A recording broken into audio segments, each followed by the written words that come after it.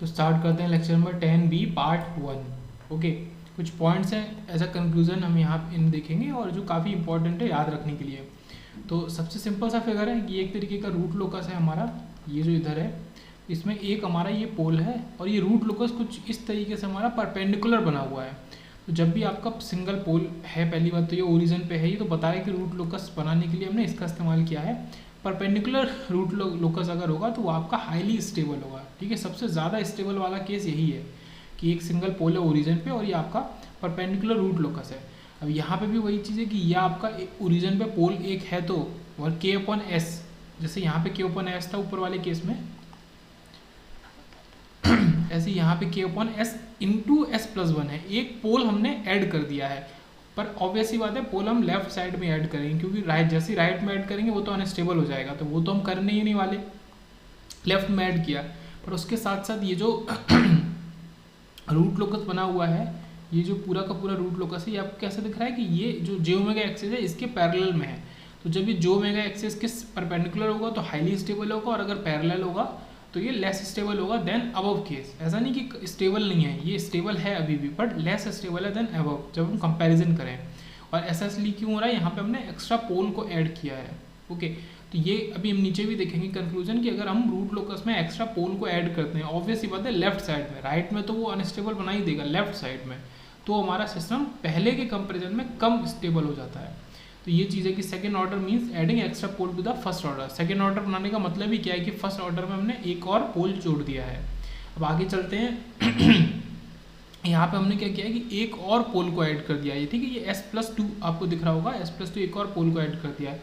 उससे क्या होगा कि रूट लोकस हमारा लेस स्टेबल बन जाएगा देन अबव। ओके, ये चीज़ हो गई। और यहाँ पे ये इंटरसेक्टिंग वाला केस भी बन जाएगा j-ओमेगा एक्सिस का, ये क्या हो जाएगा less stable than above. Pole repels the root locus branch j-ओमेगा एक्सिस टुवर्ड्स द, ठीक है, टुवर्ड्स द j-ओमेगा एक्सिस, टुवर्ड्स द j-ओमेगा एक्सिस।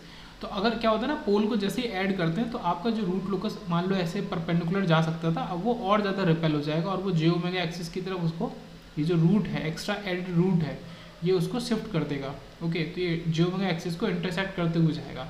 तो ये लेस स्टेबल है as compare to above case.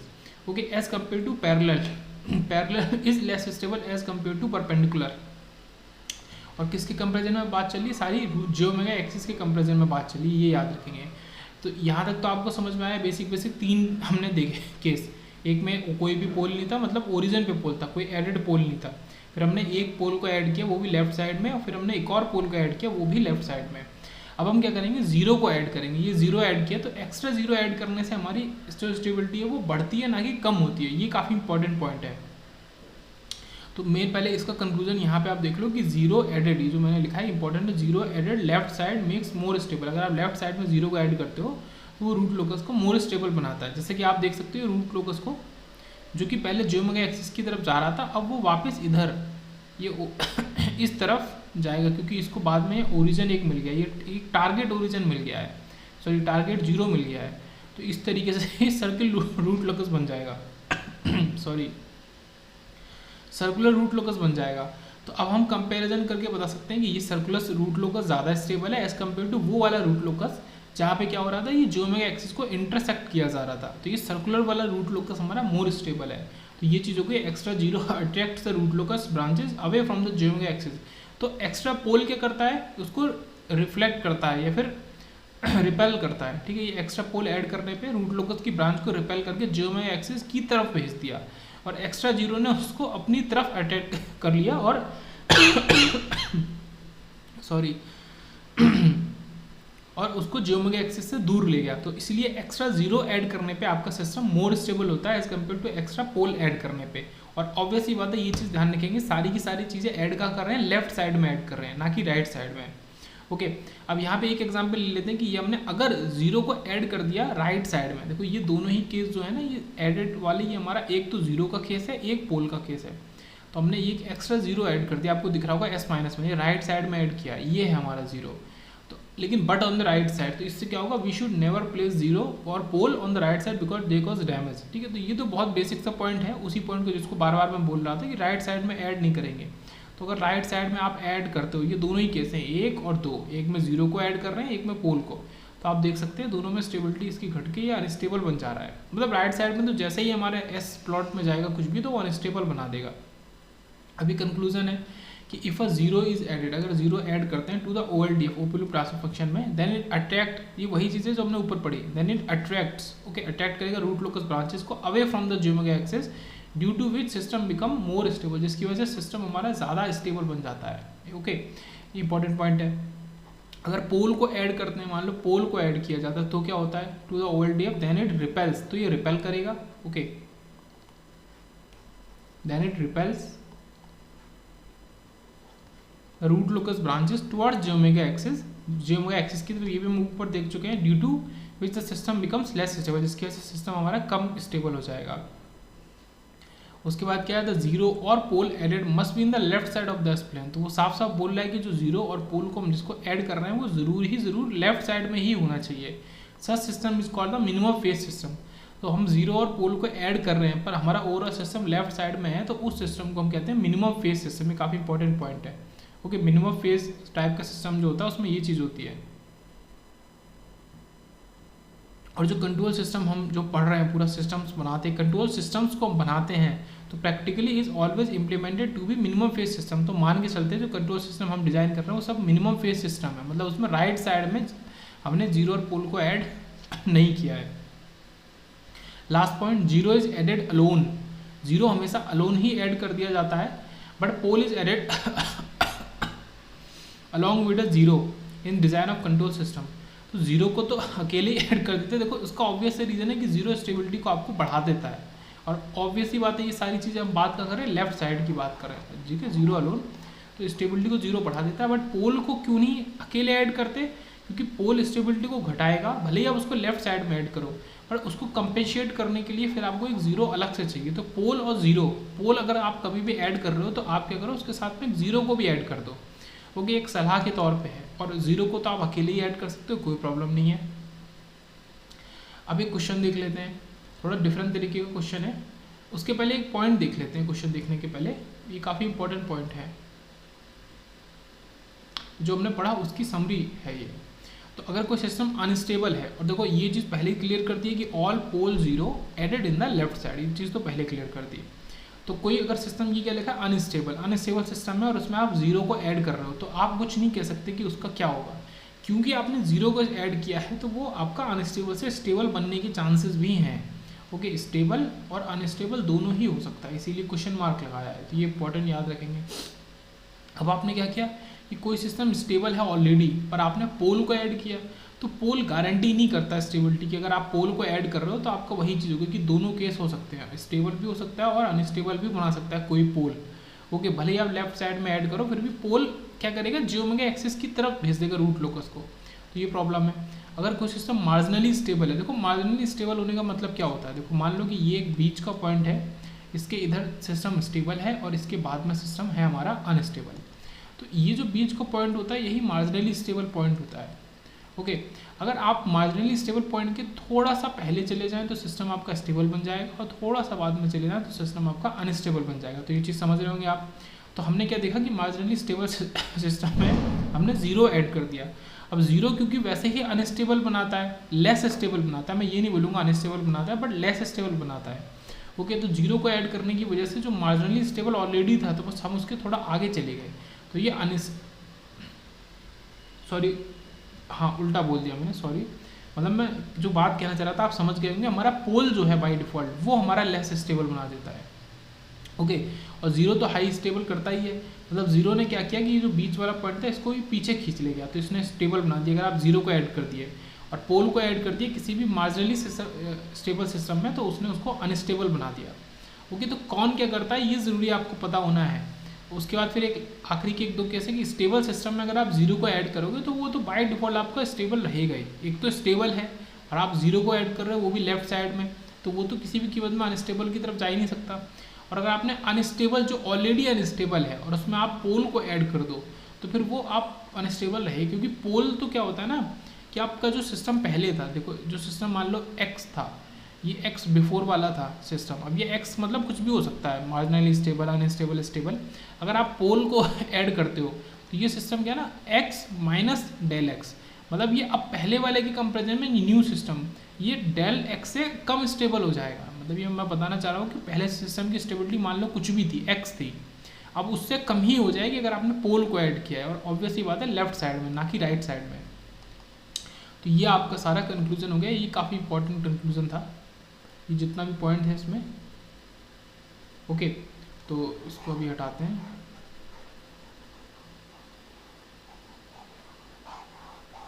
अब एक पॉइंट देखते हैं एक क्वेश्चन से रिलेटेड।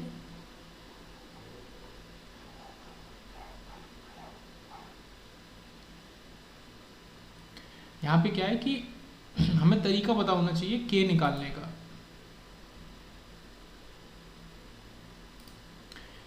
के नहीं निकालना है एग्जैक्टली हमें निकालना, तो हमें ओपन लूप ट्रांसफर फंक्शन है जीएच, और वो भी क्यों निकालना है, क्योंकि हमको रूट लोकस डायग्राम बनाना है और कॉम्प्लीमेंटली रूट लोकस डायग्राम बनाना है। तो उन्होंने क्या किया है कि डायरेक्ट आपको क्यूएस की इक्वेशन दे दी है, कैरेक्टरिस्टिक इक्वेशन दे दी डायरेक्ट, ये s square plus s k plus two k plus one और equal to 0 obtain root locus diagram and complementarily root locus diagram. तो देखो इसका हिंट क्या है, ये बहुत इंपॉर्टेंट चीज़ है कि कीप के terms in numerator and remaining in denominator. आप क्या करो, इस पूरी इक्वेशन को पहले अलग अलग करके लिख लो, मतलब ये जो s इंटू के एस के लिख लो और s इंटू टू एस लिख लो, इस तरीके से। तो सबको अलग अलग लिख लो, बहुत ही सिंपल है। अगर आपको कभी कैरेक्टरिस्टिक इक्वेशन कंप्लीट दे दी है और आप उसको उस कैरेक्टरिस्टिक इक्वेशन का यूज करके जीएच को बनाना है, तो आप क्या करो कि के वाले टर्म्स को न्यूमरेटर में लिख लो। देखो ये के एस और ये 2k आपको दिख ही रहा होगा, ये ब्लू से हाईलाइटेड है। तो के एस और 2k को आप रखो ऊपर, और जितना भी कुछ बच गया उसको ले जाओ नीचे। अब उसमें क्या कर दो, आप 1 प्लस कर दो उस चीज़ में। ओके, 1 प्लस करके देखो, ये तो आपने देखो ये सॉल्यूशन नहीं है, ये तो केवल हिंट के तौर पे है। एक्चुअल सॉल्यूशन क्यूएस का क्या है कि पहले तो स्टेप ये था, अब नेक्स्ट स्टेप में ये हो गया कि इसको आप 1 प्लस करके लिखो, और उसके बाद वो सारी चीज़ें न्यूमरेटर में जिसमें के मौजूद है और बची हुई चीज़ें डिनोमिनेटर में। इसका क्या मतलब है कि ये जो अपने आप में निकल के आया यही आपका ओपन लूप ट्रांसफर फंक्शन था, क्योंकि जब इसमें हमने 1 को ऐड किया और 0 के इक्वल रखा तब हमें क्यूएस मिला।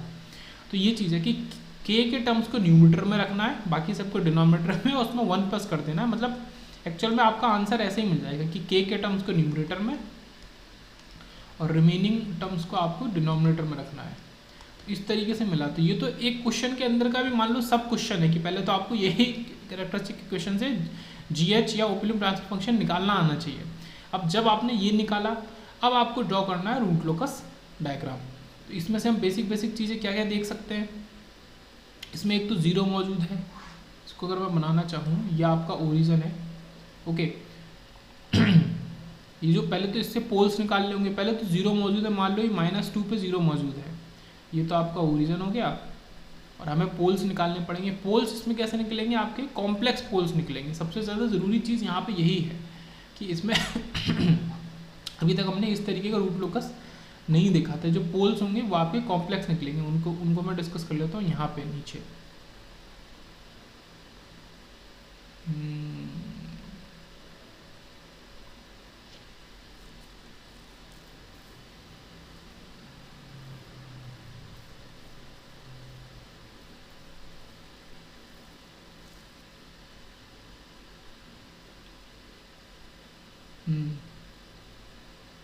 इसको सॉल्व ही कर लेते हैं। S square plus 2s plus 2 equal to 0 -2 plus -4 minus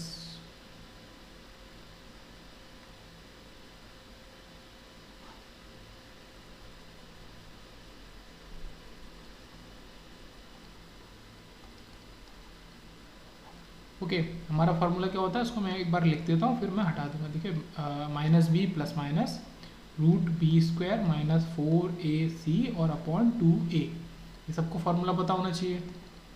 जब इसके रूट्स ना बनना हो तो फिर आप इस तरीके से सॉल्व करें। तो मैंने यही सॉल्यूशन यहाँ पे किया है, और अपॉन नीचे को हो जाएगा हमारा 2a, तो ये 2 ही मौजूद रहेगा। तो कुछ इस तरीके से हो जाएगा। जब आप इसको सॉल्व करेंगे तो ये आपका -2 प्लस -2 -8, तो ये क्या बना दे, सॉरी 4 -8 आपका बना देगा -4।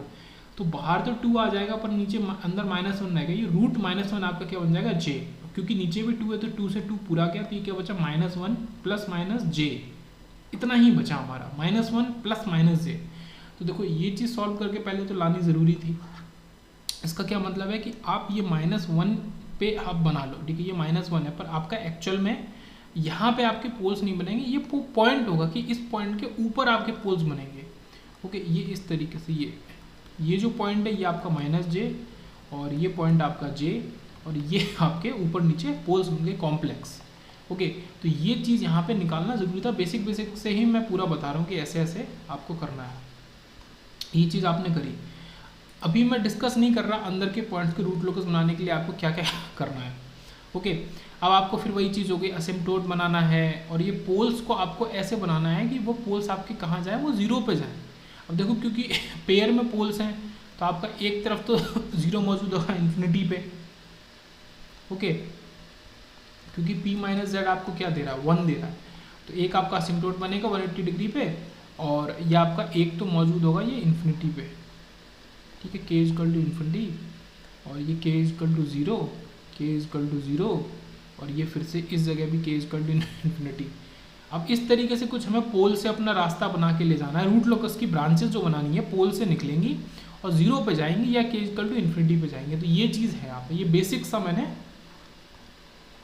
बनाया, क्योंकि थोड़ा बेसिक क्लियर हो जाए उसके बाद इस डायग्राम में जाएंगे। अब ये डायग्राम में काफ़ी सारी चीज़ें हैं, एक एक करके उनको भी देखेंगे, पर अभी फ़िलहाल क्या करते हैं, पॉइंट्स देखना शुरू करते हैं। ओके, ये तो बेसिक बताया मैंने, सबसे पहले तरीका बताया कि आप कैरेक्टरिस्टिक इक्वेशन से direct open loop transfer function कैसे निकालें। अब एक बेसिक चीज़ों की मार्किंग करी, कहाँ पे 0 बनेगा, कहाँ पे पोल बनेगा, एक्चुअल में पोल्स हैं क्या, तो ये सारी चीज़ें हो गई। अब आते हैं इन पॉइंट्स पे। क्या है ना कि बहुत सारी क्या कहते हैं कड़ियाँ हैं अलग अलग, जैसे ये,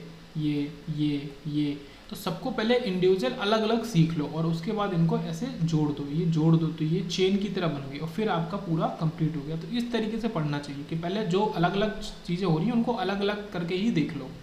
तो अब यहाँ पे क्या है, एक पॉइंट की 2 रूट लोकस की ब्रांच होगी, क्योंकि 2 पोल्स मौजूद है, तो ये तो हमको वैसे भी पता है।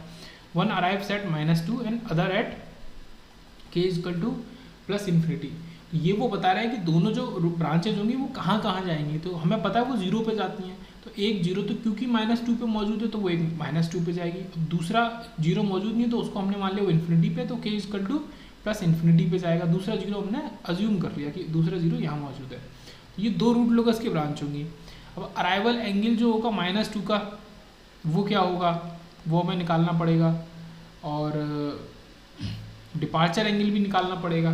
तो ये सारी चीज़ें हमें देखनी पड़ेंगी।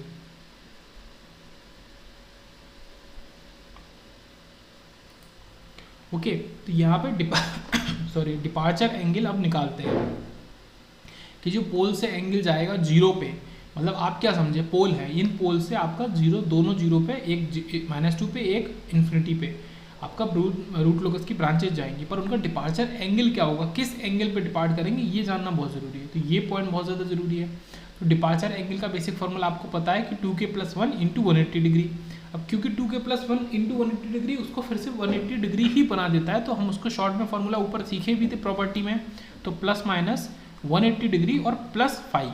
अब यहाँ पे जो फाई है यही सबसे ज़्यादा ज़रूरी चीज़ है कि ये फाई एक्चुअल में है क्या। अब आप ये समझ लो कि ये जो आपका ये 10th प्रॉपर्टी डिपार्चर एंगल वाला है, इसी को सीखने में ही मान लो कि एक लेक्चर का बहुत बड़ा पार्ट है ये। तो पहले तो प्रॉपर्टी पे जाते हैं, प्रॉपर्टी को रिवाइज करते हैं। हमारा 10th नंबर प्रॉपर्टी थी।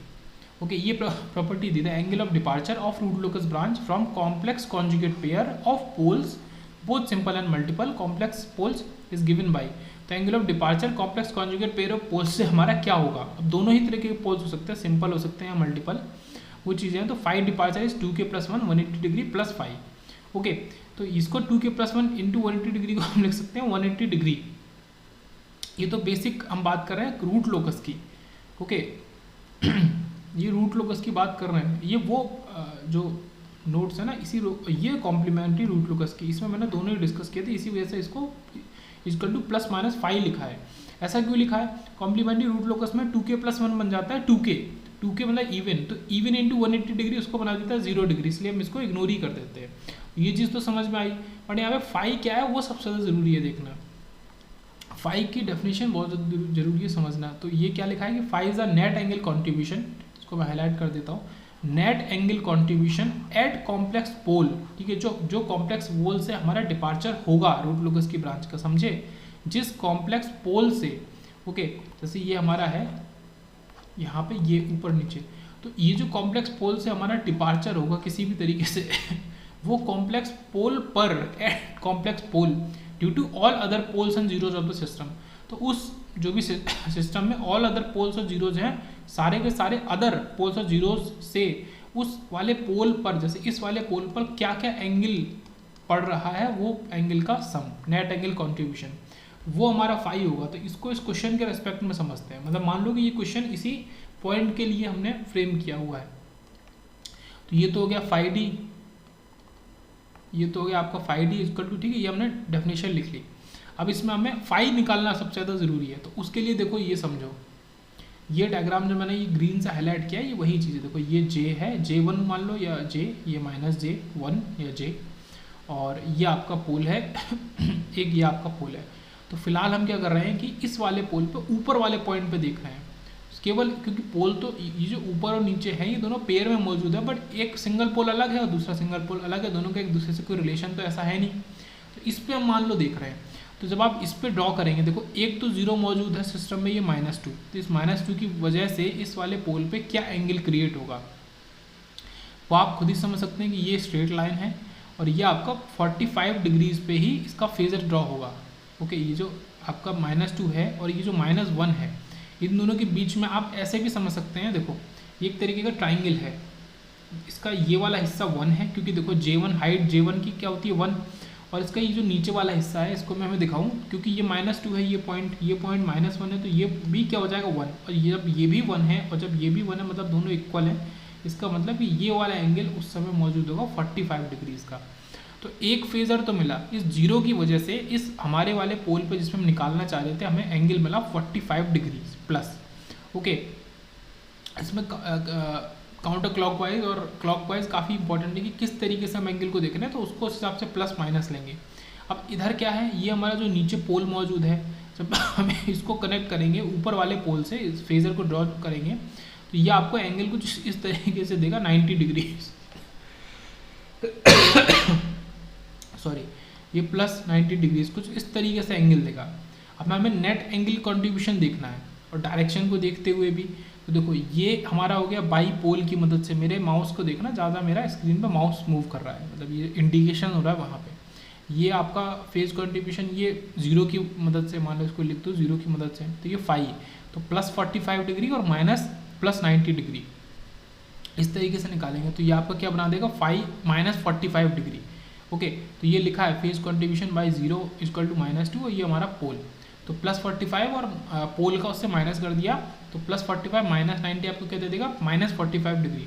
अब देखो एक्चुअल हमने फाई डिपार्चर को यहाँ पे कैलकुलेट किया है, यहाँ पे क्या है 185 डिग्री और -45 डिग्रीज, ठीक है, ये वो तो हमने फाई को कैलकुलेट किया था, ये जो डायग्राम बनाया है ये तो हमने फाई को कैलकुलेट करने के लिए बनाया है। ओके, यहाँ पे हमने कैलकुलेट किया तो इसने हमें वैल्यू दी, और क्योंकि हमें बाहर प्लस माइनस भी लगाना होता है तो प्लस माइनस 135 डिग्रीज। तो देखो इसको मैं दोबारा से हाईलाइट करूँगा, ये जो नीला वाला पार्ट है जिसको मैं येलो से हाईलाइट कर रहा हूँ, phi d equal to plus minus 135 degree, ये एक्चुअल हमारा फाई डिपार्चर होगा। तो हमें क्या करना है, अब असिम्प्टोट ड्रॉ करना है इस वाले एंगल पे 135 डिग्री पे। ओके, और एक चीज़ और है कि पोल और जीरो का जो एंगल है वो कभी ऐड नहीं होता है। देखो ये आप कहेंगे कि ये दोनों को सब्ट्रैक्ट क्यों किया, आपको पता कैसे चला कि इनको सब्ट्रैक्ट करना है, तो वो काफ़ी ज़्यादा इंपॉर्टेंट बात है, क्योंकि हमें पता है कि पोल और जीरो का एंगल कभी ऐड नहीं होता, वो एंगल एक्स बाई वाई कुछ इस तरीके से होता है पोल जीरो का। तो इसको आप लिखेंगे एंगल एक्स और माइनस एंगल वाई, हमेशा याद रखेंगे।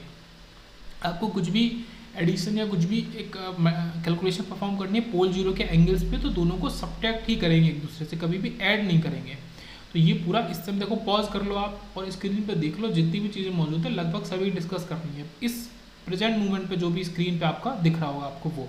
तो यहाँ तक हमने डिस्कस किया, डिपार्चर एंगल हमने पूरा डिटेल में निकालना सीखा। फिर क्या है कि दो पोल एंड दो zero can be added but pole and zero never added. तो एक ये भी चीज़ है कि अगर दो पोल और दो जीरो के एंगल आपके हैं उनको हम ऐड कर भी सकते हैं, बट कभी भी सिंगल पोल और सिंगल जीरो के एंगल्स को हम ऐड नहीं करेंगे। देखिए किसकी बात हो रही है, एंगल्स की बात हो रही है। फिर क्या हो गया, ड्रॉ रूट लोकस ब्रांच, तो आप रूट लोकस की ब्रांच को ड्रॉ कर लो, ये चीज़ है। देखो ये आपने क्या लिया, और ये आपका जो रियल एक्सिस है उसके परपेंडिकुलर में आपने लाइन ली इस तरीके से, या इसको मैं यहाँ दिखाऊँ, हाँ यहाँ दिखाता हूँ। ओके, ये देखो ये हमने रियल एक्सिस के परपेंडिकुलर लाइन ली। अब आपको जो 135 डिग्रीज का एंगल बनाना है वो हम बनाओगे कैसे, तो इस तरीके से इस लाइन के रेस्पेक्ट में, देखो इस लाइन से आप इस तरीके से, चलो पहले मैं इसको हटा दूँ कि =0 को। ओके, आप इस लाइन से ट्रैवल करना शुरू करो और आप ऐसे 135 डिग्रीज तक ट्रैवल करो। मान लो ये 135 है तो कुछ इस तरीके से ये 135 डिग्रीज हो गया। अब ये तो असिम्प्टोट हो गया। अब इस असिम्प्टोट के सहारे ट्रैवल करेगा हमारा रूट लोकस ब्रांच। तो यहाँ से जनरेट करके देखो ऐसे ट्रैवल करे, पर वो जाएगा कहाँ, वो जाएगा ऐसे इस तो मूवमेंट पे जाएगा। अब थोड़ा थोड़ा आपको समझ में आ रहा होगा। इस असिम्प्टोट को मैं फिलहाल हटा देता हूँ और इस पूरे मार्किंग को भी हटा देता हूँ। तो कुछ इस तरीके से हमारा रूट लोकस का ब्रांच जाएगा, और इसके इधर भी ड्रॉ करो और ऐसे नीचे ड्रॉ कर दो। ये देखो ये 135 डिग्रीज हो गया, 135 डिग्रीज। तो देखो ये भी ऐसे करके यूँ जाएगा, ऐसे एक ही पॉइंट पे जाएंगे दोनों। और अब तो आपका काम आसान हो गया। अब आपको पता है कि ये जो पोल से हमारा रूट लोकस का ब्रांच निकला है ये कहाँ जाएगा। देखो एक तो इधर चला जाएगा हमारा इस पे, इधर जा रहा था, एक तो हमारा चला जाएगा इस वाले 0 पे, दूसरा चला जाएगा इन्फिनिटी पे। देखो कितनी आसानी से हमारा रूट लोकस बन गया। हमने कुछ भी नहीं किया, डिपार्चर एंगल निकाला। हमें पता है कि पोल से रूट लोकस की ब्रांच डिपार्ट करेगी और 0 पे हमारे रूट लोकस की ब्रांच अराइव करेगी। तो इतना हमने किया है। देखो शॉर्ट में जो बेसिक की बात कर रहा हूँ, तो आपका रूट लोकस तो यहीं पे क्रिएट हो गया। अब इसका एनालिसिस वाली बात है डिफरेंट चीज़ों का, कुछ इस तरीके से है। अब देखो ये जो पॉइंट है जहाँ ये एक्सिस पे आके टच हुआ, मतलब ये जो रूट लोकस की ब्रांच है पोल से डिपार्ट करके और रियल एक्सिस पे आके टच हुई, ये पॉइंट निकालना ज़रूरी है अभी। ओके, और कुछ चीज़ें हमारी निकालनी ज़्यादा ज़रूरी हैं। तो अभी इस डायग्राम पे उतना गौर नहीं कर रहे। ओके, पहले पॉइंट्स को हम डिस्कस कर ले रहे हैं।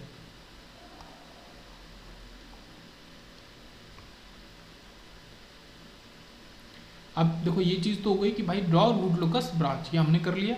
अब फिर वही चीज़ डी के पॉइंट डी एस हम निकालेंगे। सैडल पॉइंट कौन सा पॉइंट है, वही पॉइंट जो मैं अभी डिस्कस कर रहा था कि ये जो रियल एक्सिस पे आके कहाँ मीट करेगा। ये जो पॉइंट है ये पॉइंट, ये वाला ये पॉइंट आपको दिख रहा होगा, ये पॉइंट, इसी को सैडल पॉइंट बोलेंगे। तो डी के बाई डी एस निकालो, उसको 0 के इक्वल लगते हो। देखो आप डी के बाई डी एस निकालो, पहले के को निकालो फिर उससे डी के बाई डी एस निकालो। एस आपको वैल्यू दे रहा है -0.6 और -3.4।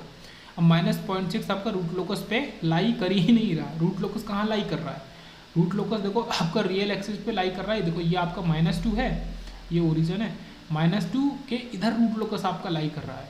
ओके, और यह तो हवा में लाई कर रहा है, देखो इस जगह पे लाई नहीं कर रहा। तो -0.6 तो यहाँ पे होगा, इसीलिए रूट लोकस पे नहीं है, इसको इग्नोर कर देंगे। -3.4 होगा। तो वो जो पॉइंट होगा ये वाला, जहाँ पे ऊपर से ये ब्रांच आके सर्कुलर और फिर इधर मूव कर रही है दोनों तरफ, तो ये जो पॉइंट होगा यही आपका -3.4 होगा। एंगल ऑफ असिम्प्टोट क्या होगा। अब ये देखो ये जो रूट लोकस की ब्रांच है, जब ये यहाँ पे आके गिरी रियल एक्सिस पे, फिर वो इसी तरीके से कैसे ट्रेवल करेगी वो हमें ये बता रहा है। क्योंकि P-Z 1 के इक्वल है, तो फाई ये एंगल ऑफ असिम्प्टोट जो होगा वो हमारा 180 डिग्रीज होगा। तो ये चीज़ हमें यहाँ से सॉरी पता चल गई। अब हम सेंट्रोइड भी निकाल लेंगे। सेंट्रोइड निकालना बड़ी चीज़ नहीं है। सेंट्रोइड निकालने के लिए आपका रियल पार्ट का सम -2 और -2 फिर से अपॉन 1 0 दे देगा, मतलब सेंट्रोइड आपका ओरिजिन पे मौजूद है। ये भी पता चल गया हमें कि सेंट्रोइड हमारा ओरिजिन पे मौजूद है। अब क्या करते हैं, एक दो पॉइंट्स को और इकट्ठा कर लेते हैं। अब क्योंकि हमने रूट लोकस तो ड्रॉ कर लिया, हमें दिख रहा है कि पूरा लेफ्ट साइड में है, तो ये हमारा स्टेबल भी हो गया, because root locus branches lie on the left side for 0 से लेके इन्फिनिटी के लिए, इस रेंज के लिए। तो ये हमने डिस्कस कर लिया। डैम्पिंग कंडीशन, अब डैम्पिंग कंडीशन निकालना बहुत ज़्यादा ज़रूरी है। जो हमारा -3.4 सैडल पॉइंट था ना, वहाँ पे के की वैल्यू क्या होगी, वो वैल्यू हमें बताएगी कि हमारा कहाँ कहाँ कौन सी डैम्पिंग मिलेगी। देखो इसको निकालने के लिए अब हम वापस आएंगे अपने किस पे, डायग्राम के ऊपर। तो इतनी चीज़ें डिस्कस करने के बाद अब लास्ट में आ रहे हैं डायग्राम के ऊपर। देखो एक एक करके, ये आपका k = 0 है और यहाँ पे फाई, ये जो डिपार्चर इस तरीके से हो रहा है, मैंने बताया था ये 135 डिग्री का है। तो इस तरीके से आपकी रूट लोकस की ब्रांच इस तरीके से यहाँ गई, और ये जो पॉइंट है इस जहाँ पे गई, ये आपको दिख रहा होगा येलो से हाईलाइटेड है, -3/3.4। ओके, ये -3.4। अब देखो यहाँ रूट लोकस एग्जिस्ट कर रहा है जहाँ जहाँ नीले से हाईलाइट किया है, और ये जो पूरा हिस्सा है इधर वाला, ये जो येलो से हाईलाइटेड है पूरा, यहाँ रूट लोकस एग्जिस्ट नहीं कर रहा है। तो वो ये सेंट्रॉइड हो गया, पहले से मार्क कर रखा ओरिजिन पे। ओके, ये जो लाइन है पूरी, यहाँ रूट लोकस तो एग्जिस्ट नहीं कर रहा है, पर ये असिम्प्टोड हमारा यहीं पे है 180 डिग्री का, असिम्प्टोड फ्रॉम सेंट्रॉइड एट 180 डिग्री। ठीक है, असिम्प्टोड हमेशा क्या करता है, सेंट्रॉइड से निकलता है। ये चीज़ हो गई। और यहाँ पे रूट्स मतलब पोल्स और जीरोस को हमने मार्क पहले ही कर लिया था। तो यहाँ पे लगभग आप क्या क्या दिखाया जा रहा है, यही चीज़ें दिखाई जा रही हैं, ऐसा कुछ एक्स्ट्रा ऑर्डिनरी नहीं है। पॉज करके आप देखो, ऐसा कुछ भी नया नहीं। जैसे ये पोल आपका है, इस पोल से ये एंगल निकाला 135 डिग्रीज का, ये असिम्प्टोड बनाया, और ये इसी असिम्प्टोड के सहारे अब हमारा रूट लोकस की ब्रांच इधर से इधर चली गई। ओके, एट अराइवल ब्रांच हमारी रियल हो जाएगी क्योंकि अब रियल एक्सेस पे जा रही है, बट डिपार्चर जब था ब्रांच का, रूट लोकस की ब्रांच का, तब वो कॉम्प्लेक्स था। ठीक है, ये पॉइंट बता रहा है कि at arrival it is real, branch is real, but at departure it is complex. अब देखो यहाँ पे नई नई चीज़ें क्या क्या बची इस डायग्राम के अंदर फिलहाल। नई नई चीज़ें वही हैं जो हमने यहाँ पे हमें निकालना था के। तो ये तो सेटल पॉइंट निकला यहाँ पे -3/4 पे, ये -3.4 पे सेटल पॉइंट निकला। ओके, ये अराइवल का एंगल 180 डिग्री क्योंकि रियल है, ये सब हमें पहले से पता है। के निकालने के लिए क्या करते हैं, वही फॉर्मूला कि लेंथ ऑफ फेजर्स। ठीक है, ये आपको अब तो याद होना चाहिए, length of phasors of poles ऊपर रखेंगे और upon length of phasors of zeros नीचे रखेंगे। तो इससे आप के की वैल्यू निकाल सकते हैं। देखो इससे ही निकाली है। ये जो पॉइंट है -3.4, इस पॉइंट पर आपको वो निकालने पड़ेंगे। देखो कैसे निकलेगा मैं बताता हूँ। ये जो पॉइंट है ये वो पॉइंट है, इसको लेना पड़ेगा मुझे कुछ इस तरीके से। ये जो पॉइंट है ये वो पॉइंट है जहाँ पे हमारा ब्रांचेस कर्व वाली आ रही हैं और रियल एक्सिस में मीट कर रही है, -3.4, 0। तो ये जो पॉइंट है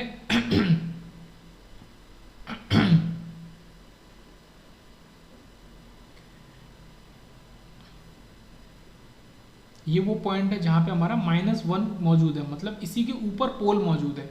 ओके, इसी के ऊपर पोल मौजूद है। पोल का एक्चुअल में कोऑर्डिनेट क्या है, -1, क्योंकि इधर j है, हम उसको j अभी नहीं मान रहे, 1 मान रहे हैं। ठीक है, ये इस तरीके से।